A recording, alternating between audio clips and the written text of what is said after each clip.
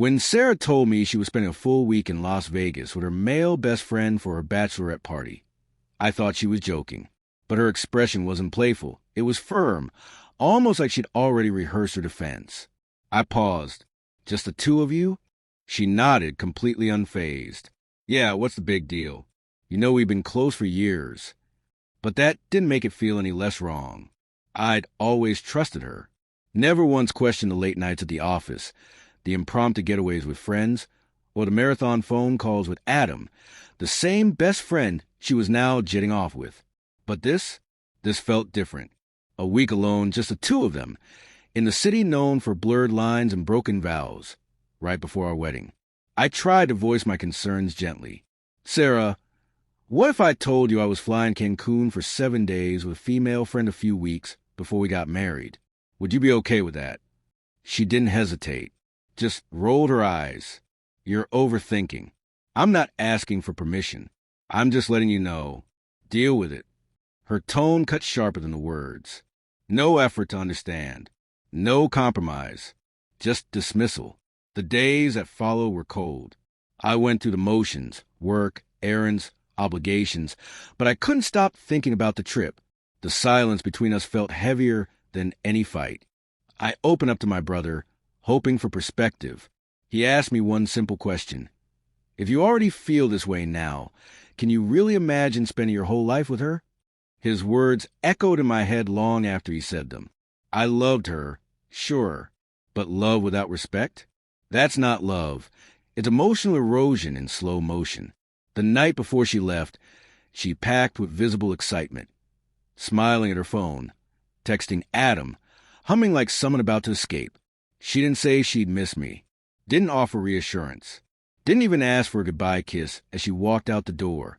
I sat on the couch, watching her leave like a stranger, and I knew, deep down I knew, she didn't message much while she was gone. A couple short texts, having fun, drinks are wild. That was it.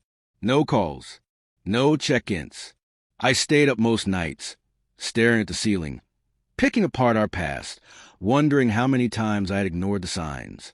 And the more I reflected, the more I realized how often she had brushed off my feelings like they were inconveniences. On the fourth night, I saw a photo someone had accidentally tagged her in. She was wearing a tight black dress, sitting right on Adam's lap, drink in hand. But it wasn't the pose that shattered me. It was the way she was looking at him. That kind of gaze wasn't friendly. It was familiar, intimate.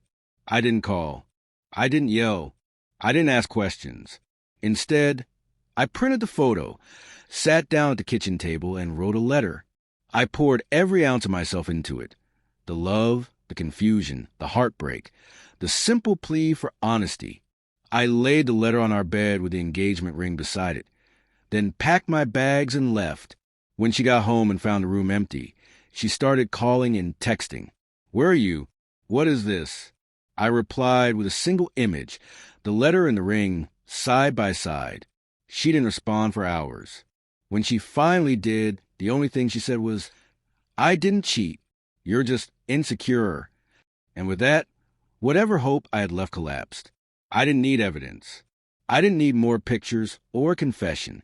I just needed someone who cared enough to not put me in this position in the first place. And that clearly wasn't Sarah. We canceled the wedding a few weeks later. Some people were stunned. Others just nodded quietly like they had seen it coming. I later found out even her maid of honor had questioned the Vegas trip.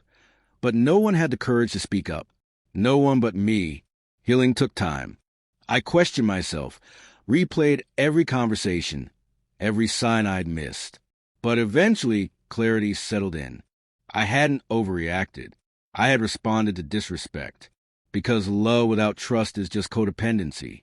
And love without respect? That's just slow heartbreak disguised as commitment. Months passed. Life moved on.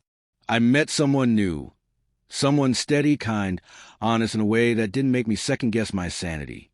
She didn't need power games. She didn't weaponize independence. She just showed up with warmth, with presence, with peace. Looking back, I'm grateful it all fell apart when it did. Painful? Yes, but it saved me from years of quiet, exhausting self-doubt. Some losses are lessons in disguise. And sometimes walking away is the most loving thing you can do for yourself